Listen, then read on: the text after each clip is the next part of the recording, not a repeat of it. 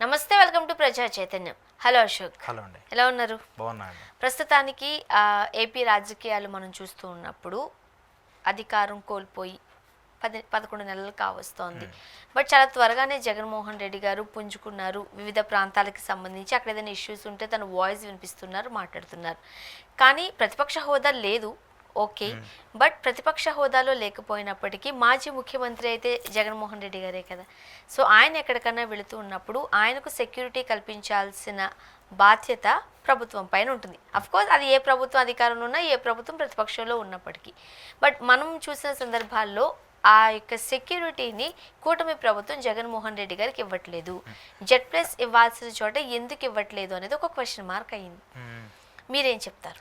అంటే బేసిక్గా జగన్మోహన్ రెడ్డి గారి సెక్యూరిటీకి సంబంధించి చాలా రోజులుగా గొడవ జరుగుతుంది. గతంలో ఆయన మాజీ ముఖ్యమంత్రిగా ఉండి, ఇప్పుడు మాజీ ముఖ్యమంత్రి ఉండి, గతంలో ముఖ్యమంత్రిగా ఉన్నటువంటి నేపథ్యంలో అప్పుడు ఆల్రెడీ జెడ్+ సెక్యూరిటీ ఉంటుంది. కానీ మాజీ ముఖ్యమంత్రి ఉన్నటువంటి ఏ వ్యక్తికైనా జెడ్+ సెక్యూరిటీ ఇవ్వాల్సిన బాధ్యత రాష్ట్ర ప్రభుత్వానికి ఉంటుంది. ఒకవేళ రాష్ట్ర ప్రభుత్వం దానికి సరిగా సపోర్ట్ చేయకపోతే అప్పుడు కేంద్రం దగ్గరికి వెళ్తారు, కేంద్ర హోంశాఖను కలుస్తారు. కేంద్ర హోంశాఖను కలిసిన తర్వాత వాళ్ళు అక్కడ మళ్ళీ అఫిడవిట్ దాఖలు చేసి మాకు సెక్యూరిటీ ఇవ్వాలని చెప్పేసి కోరుతుంటారు. అయితే జగన్మోహన్ రెడ్డికి సంబంధించి గతంలో కూడా ఈయనకి సంబంధించి చాలాసార్లు ఆయన మీద దాడులు జరగడము, విశాఖలో కోడికత్తికి సంబంధించి ఆయన మీద అటాక్ జరగడం, ఆ తర్వాత విజయవాడకు సంబంధించి ఎన్నికలకు సంబంధించి క్యాంపెయిన్ చేస్తున్నప్పుడు ఆయన మీద రాళ్లతో దాడి చేయడము, ఇలాంటి దాడులు ఎక్కువగా జరుగుతూ వచ్చాయి. So he's threatening lead. ఆయనకి ఆల్రెడీ చాలాసార్లు థ్రెట్స్ వస్తూ వచ్చాయి.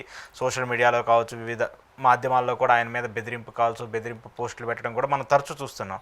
అయితే ఇదే నేపథ్యంలో ఒక మాజీ ముఖ్యమంత్రిగా పనిచేసినటువంటి వ్యక్తి, దట్టు కూడా 40% ఓట్ బ్యాంక్ ఉన్నటువంటి ఒక పార్టీకి చెందినటువంటి అధ్యక్షుడికి మామూలుగానే సెక్యూరిటీ ఇవ్వాలి. కాకపోతే ఆయన ఏమడుగుతున్నా అంటే నాకు జెడ్+ సెక్యూరిటీ ఇవ్వండి. ఇప్పుడున్నటువంటి పరిస్థితుల నేపథ్యంలో గతంలో కూడా నా మీద కూడా కొన్ని దాడులు జరిగాయి కదా, ఆ దాడులకు సంబంధించి జెడ్+ సెక్యూరిటీ ఇవ్వాల్సినటువంటి బాధ్యత ఉంది. అయితే రాష్ట్ర ప్రభుత్వం ఏం చెప్తుందంటే మేము ఆల్రెడీ జగన్మోహన్ రెడ్డికి జెడ్+ సెక్యూరిటీ ఇవ్వకపోయినప్పటికీ కూడా ఆ మేర భద్రతను అయితే కల్పిస్తున్నామని చెప్పేసి చెప్తున్నారు. ఖచ్చితంగా జెడ్+ సెక్యూరిటీ ఇవ్వాల్సిన బాధ్యత రాష్ట్ర ప్రభుత్వానికి ఉన్నప్పటికీ కూడా వాళ్ళు ఎందుకో దాని మీద కొంచెం అటు ఇటు, మీకు తెలుసు కదా రాజకీయాలు ఎలా ఉంటాయి, ఒకళ్ళు గెలిచినప్పుడు ఇంకొకరి మీద చర్యలు తీసుకోవడం, ఒకరి మీద ఒకరు తీసుకోవడం సాధారణంగా జరుగుతాయి. కానీ జగన్మోహన్ రెడ్డికి సంబంధించి ఇటీవల ఆయన ఓడిపోయిన తర్వాత కూడా 2-3 సార్లు బయటికి వెళ్ళినప్పుడు అక్కడ ప్రదేశాల్లో జరిగినటువంటి తోపులాటలు కావచ్చు, అలాగే ఇటీవల అనంతపురానికి సంబంధించి లింగమయ్య హత్య జరిగినప్పుడు ఆయన హెలికాప్టర్ దగ్గర జరిగినటువంటి అటాక్ కావచ్చు, ఆ తర్వాత ఆయన బయటకు వచ్చే సమయంలో ఆయన మీద తోపులాట జరగడం, ఇలాంటివన్నీ జరుగుతున్నప్పుడు ఏంటంటే ఆయన సెక్యూరిటీకి సంబంధించి కొన్ని అనుమానాలు పెద్ద ఎత్తున వస్తున్నాయి. పోలీసులు కూడా ఆయన సభలకు సంబంధించిన, లేదంటే ఆయన ఎక్కడికైనా వెళ్ళినా కూడా సరిగా సహకరించకపోవడం, అంటే ఇలాంటివి ఏమవుతాయంటే జగన్మోహన్ రెడ్డిని అమితంగా ప్రేమించే వాళ్ళు చాలామంది ఉంటారు, అమితంగా హేట్ చేసే వాళ్ళు కూడా ఉంటారు. రెండు సంబంధించిన వ్యక్తులు ఉంటారు. సో కాబట్టి ఏంటంటే ఆ హేట్ చేసే వాళ్ళు ఎప్పుడు ఎలా రియాక్ట్ అవుతారో ఎవరికి తెలియదు కదా.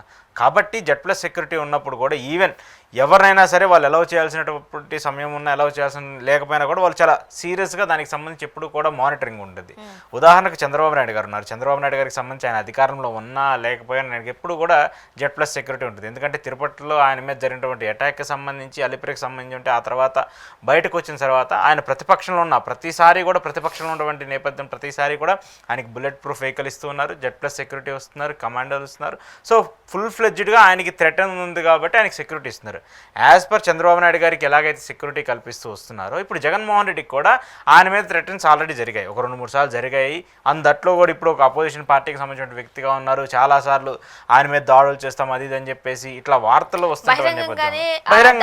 తెగబడతాము అంటూ వస్తున్న వార్తల నేపథ్యంలో ఖచ్చితంగా సెక్యూరిటీ ఇవ్వాల్సిందే అంటూ వైసీపీ శ్రేణులు కోరుకుంటున్నారు. కానీ ఆ విషయం ఒకసారి పక్కన పెడితే, ఇప్పుడు సాధారణంగా ఇప్పుడు రాష్ట్రంలో అధికారంలో ఉన్నప్పుడు వాళ్ళ సెక్యూరిటీ మనకు తెలిసింది, దాని గురించి మనం ప్రత్యేకించి మాట్లాడుకోవాల్సిన అవసరం లేదు.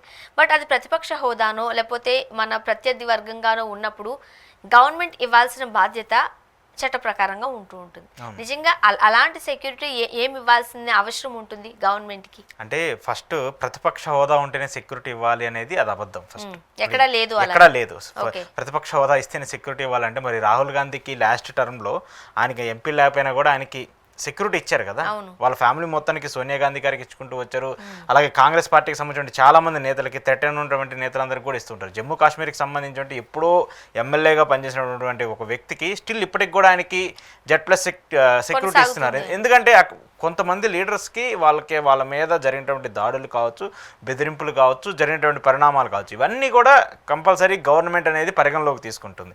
పరిగణలోకి తీసుకున్నప్పుడు వాళ్ళకి ఏమున్నా లేకపోయినా, ప్రభుత్వాలు ఏం మారినా కూడా ఖచ్చితంగా సెక్యూరిటీ ఇవ్వాల్సిన బాధ్యత ఉంటుంది. సో ఆల్రెడీ జగన్మోహన్ రెడ్డి గారు ప్రభుత్వాన్ని అర్జించారు. గతంలో కూడా చంద్రబాబు నాయుడు గారు జగన్మోహన్ రెడ్డి అధికారంలో ఉన్నప్పుడు ఆయనకి Z+ సెక్యూరిటీ కంటిన్యూ చేశారు కదా, ఎక్కడా కూడా తెలియదు కదా. కాకపోతే అది కేంద్రానికి సంబంధించిన ఇన్ఫ్లుయెన్స్ కూడా కొంత ఉంటుంది కాబట్టి.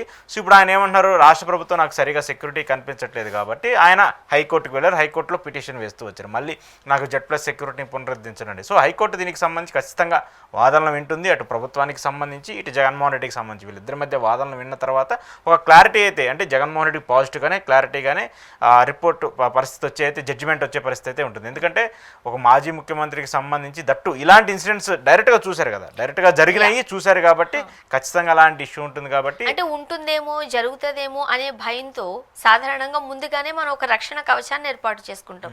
కానీ 2-3 సందర్భాలలో జగన్మోహన్ రెడ్డి గారు ఫేస్ చేసిన సంఘటనలు మీడియా ముఖంగానే మనం చూసాం. కెమెరాల ముందు అందరూ చూశారు, తెలుగు రాష్ట్ర ప్రజలు. అయినప్పటికీ కూటమి ప్రభుత్వం ఆ దిశగా ఎందుకు ఆలోచించట్లేదు? కావాలనే ఒక కక్షపూరిత ధోరణితో కూటమి ప్రభుత్వం ముందుకు వెళుతుంది అని అనుకోవచ్చా? కక్షపూరితంగా అంటే బేసిక్గా రాజకీయాలన్నీ కూడా ఎలా ఉంటాయంటే అండి, ఒకళ్ళ మీద ఒకళ్ళు పగ తీర్చుకునే విధంగానో, లేదంటే కక్ష తీర్చుకునే, వాళ్ళు మమ్మల్ని ఇలా చేశారు కాబట్టి మేము కూడా ఇలా చేయాలని చెప్పేసి అనుగానే ఇప్పుడు రాజకీయాలు ఎక్కువగా జరుగుతుంది. ఒక విధంగా చెప్పాలంటే అన్ని రాష్ట్రాలతో పోలిస్తే ఆంధ్రప్రదేశ్లో ఇంకొంచెం ఎక్కువ ఉంటుంది అలాంటి ఇంపాక్ట్ ఎక్కువగా ఉంటుంది. సో గతంలో కూడా మనం చూసుకుంటే నారా లోకేష్ గారు యువగలం పాదయాత్ర చేస్తున్నప్పుడు నాకు సెక్యూరిటీ సరిగ్గా ఇవ్వట్లేదు, నేను అడిగినటువంటి బందోబస్తు సరిగ్గా ఇవ్వట్లేదు, పోలీసులు ఇవ్వట్లేదు అని చెప్పేసి పెద్ద ఎత్తున జగన్మోహన్ రెడ్డిని విమర్శిస్తూ వచ్చారు. అది కూడా జగన్మోహన్ రెడ్డి ఒక విధంగానే తప్పుగానే భావించాలి. ఎందుకంటే ఏ రాజకీయ నాయకుడైనా ఎలాంటి సభ పెట్టుకుంటానన్నా, ఎలాంటి పాదయాత్ర చేస్తానన్నా, ఏం చేస్తానన్నా కూడా ప్రోగ్రామ్గా ప్రభుత్వానికి సంబంధించి పోలీసుల భద్రత కావచ్చు, వాళ్ళు ఇవ్వాల్సినటువంటి సహకారం ఏ ప్రభుత్వమైనా ఇవ్వాలి. అది జగన్మోహన్ రెడ్డి అయినా, చంద్రబాబు అయినా, ఇంకొకరైనా. కాబట్టి ఇప్పుడు జగన్మోహన్ రెడ్డి లాంటి ఒక మాజీ ముఖ్యమంత్రికి ఇవ్వాల్సినటువంటి భద్రత మీద ఇలా చర్చ జరగడం అనేది దురదృష్టకరం. అదే ఇప్పుడు ఎవరున్నా సరే, చంద్రబాబు నాయుడు గారు ఉన్నారనుకోండి, ఆయన Z+ సెక్యూరిటీని తీసేస్తే ఖచ్చితంగా మనందరం కూడా మళ్ళీ ఖండిస్తాం. ఎందుకంటే ఆయన థ్రెటన్ ఉన్నటువంటి లీడర్. సో అలాంటి ఇన్సిడెంట్ జరిగినప్పుడు ఖచ్చితంగా సెక్యూరిటీ ఇవ్వాల్సినటువంటి బాధ్యత ఉంటుంది. మరి హోంమంత్రి అనిత గారేమో మేము Z+ సెక్యూరిటీ ఇస్తామని, ఆల్రెడీ ఇస్తున్నామని కూడా చెప్తూ ఉన్నారు. మరి ఆయనేమో ఇప్పుడు మళ్ళీ కోర్టుకు వెళ్ళారు, నాకు Z+ సెక్యూరిటీ పునరుద్ధరించండి అని. మరి వీళ్ళిద్దరి మధ్య ఎందుకు ఇలా ఆర్గ్యుమెంట్స్ జరుగుతున్నాయో, ఒకరి మీద ఒకరు ఆరోపణలు ఎందుకు చేస్తున్నారు? చెప్పిన తర్వాత కూడా కోర్టుకు వెళ్ళాలని ఎలా చూడాలి? ఇస్తున్నారని చెప్తున్నా అంటే అక్కడ కనిపించాలి కదా Z+ సెక్యూరిటీ. ఇప్పుడు ఆయన బయటకు వస్తున్నారు, కనిపించలేదని ఇస్తున్నాము అనిత గారు అంత వేగ్గా రాజకీయంగా అనే చెప్తారు ఇప్పుడు. అదే కదా ఇప్పుడు. సో ఇప్పుడు అనిత గారు, జగన్మోహన్ రెడ్డి గారు చూసుకుంటే ఆయన బయటకు వచ్చినప్పుడు ఆయన చుట్టూరు ఎలాంటి సెక్యూరిటీ ఉంటుందో మనం చూసుకుంటున్నాం. చంద్రబాబు నాయుడు గారు వచ్చినప్పుడు ఆయన చుట్టూరు ఉండే సెక్యూరిటీ ఎలా ఉంటుందో చూసుకున్నాం. ఇంతకుముందు అధికారంలో లేకపోయినా కూడా ఆయన చుట్టూ సెక్యూరిటీ ఉంది. సో ఇలాంటి పరిణామాలను చూసుకుంటూ ఉన్నప్పుడు ఖచ్చితంగా జగన్మోహన్ రెడ్డి కోర్టుకు వెళ్ళడంలో తప్పులేదు. మరి ఒకవేళ కోర్టు కూడా ఇక్కడి నుంచి సరిగా రెస్పాన్స్ ఇవ్వకపోతే వాళ్ళు కేంద్ర హోంశాఖ, ఆల్రెడీ వైసీపీకి సంబంధించినటువంటి మిథున్ రెడ్డి ఎంపీగా ఉన్నారు ఆయన కూడా అమిత్ షాకి, ఆయన ఛాంబర్కి కూడా లేఖ రాశారు. జగన్మోహన్ రెడ్డి సెక్యూరిటీకి సంబంధించి ఇక్కడ రాష్ట్ర ప్రభుత్వం సరిగా పరిగణలోకి తీసుకోవట్లేదంటూ కూడా లేఖ రాస్తూ వచ్చారు. కాబట్టి ఒకవేళ ఇక్కడి నుంచి సరిగా రెస్పాన్స్ రాకపోతే కేంద్ర హోంశాఖను కూడా కలిసి జగన్మోహన్ రెడ్డికి సంబంధించి భద్రత పైన పూర్తిగా దృష్టి పెట్టాలని కూడా వైసీపీ అయితే కోరుకుంటుంది. 2-3 ఇన్సిడెంట్స్ మన కళ్ళ ముందే కనిపించినప్పుడు అయినప్పటికీ పట్టించుకోకపోతే రాష్ట్ర ప్రభుత్వం ఒకవేళ ఏదైనా సంఘటన ఫేస్ చేయాల్సి వచ్చింది అనుకోండి, అప్పుడు ప్రభుత్వం ఫెయిల్యూర్గానే ఉంటుంది కదండి. ఖచ్చితంగా అది ప్రభుత్వం ఫెయిల్యూర్. కానీ ఇప్పుడు మనకు బెస్ట్ ఎగ్జాంపుల్ తిరుపతిలో ఇటీవల ఒక తొక్కిసలాట ఘటన జరిగింది వైకుంఠ ఏకాదశి రోజున. ఆ తర్వాత ఏమైంది, అది ప్రభుత్వానికి తప్పు, అక్కడ సరిగా అరేంజ్మెంట్స్ చేయలేదని చెప్పేసి సామాన్య భక్తులందరూ కూడా ఆరోపించి వస్తారు. కానీ ఆ తర్వాత ఇటీవల 2-3 రోజుల క్రితం సింహాచలంలో జరిగినటువంటి ఘటనకు సంబంధించి ఆటోమేటిక్గా అది ప్రభుత్వం మీదే ఫెయిల్యూర్ పడుతుంది.